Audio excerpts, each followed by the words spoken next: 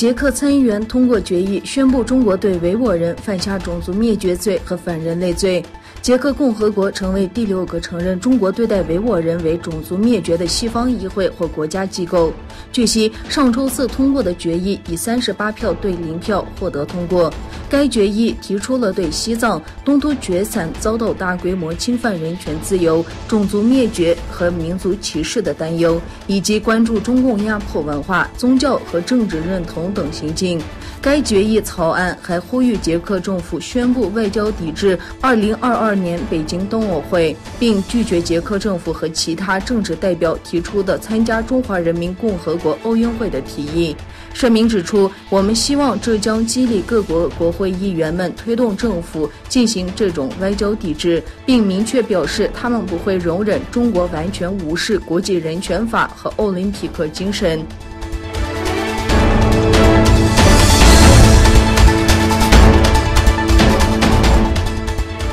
中国在东突厥散实施种族灭绝、强迫劳动、集中营等政策，已成为中共官员在国际社会无法避开的人权问题。2021年3月，美国、英国、欧盟等向中国施压并实施制裁，唯英国至今未有任何实际行动。英国国会6月10日在国会上批评政府仍未实行。事源于今年3月，英国国会商业、能源及工业战略审查委员会在东突厥散强迫劳动问题上发表一份报告，敦促官员们以2015现代奴隶制法案对不遵守规定的公司进行民事处罚或制裁。英国商业、能源及工业战略部当时回应表示，将制裁那些与强迫劳动的企业，但至今拒绝交出明确的时间表和实际行动。委员会又指出，英国多间时装、零售、媒体和科技公司都可能与中共在东突厥散的强迫劳动有关，要求政府对过去一段时间没有改善的公司进行罚款，并列入制裁名单。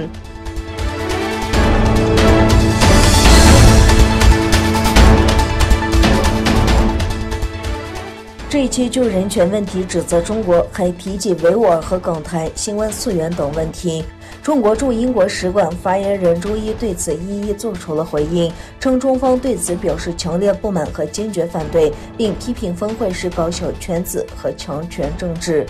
共同声明强调，七国集团将继续推行其价值观，呼吁中国尊重人权和基本自由权利，尤其是在东突厥散地区以及香港地区。驻英使馆发言人称，这一期借涉疆问题搞政治操弄，干涉中国内政，对此坚决反对，并敦促有关方面立即停止插手香港事务。这次峰会让世人看到的是搞小圈子和集团政治、强权政治，是人为制造对立和分裂。中国驻英使馆网站刊登发言人答记者问称，会议公报还要求中国尽快允许世卫组织就新冠病毒起源问题在其境内开展第2阶段的透明、专家主导、基于科学的调查。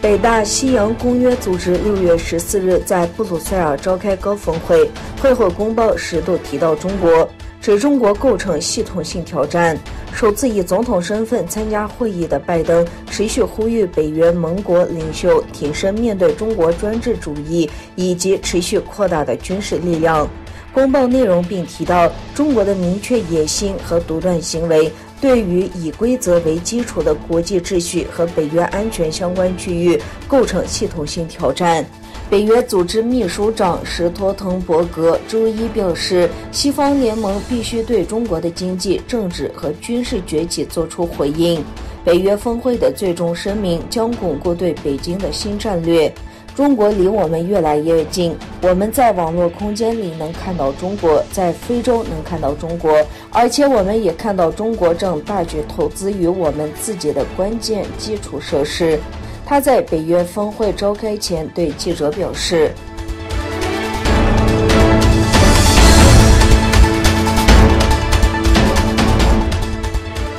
湖北省政府周一晚间召开的新闻发布会称，发生在上周日的湖北实验燃气爆炸事故的死亡人数已经升至25人。共收治伤病员138人。现场搜救仍在继续。附近不少居民因爆炸声惊醒，醒来发现室内布满玻璃碎片，赶紧下楼逃生。当局紧急疏散现场913户居民及商户。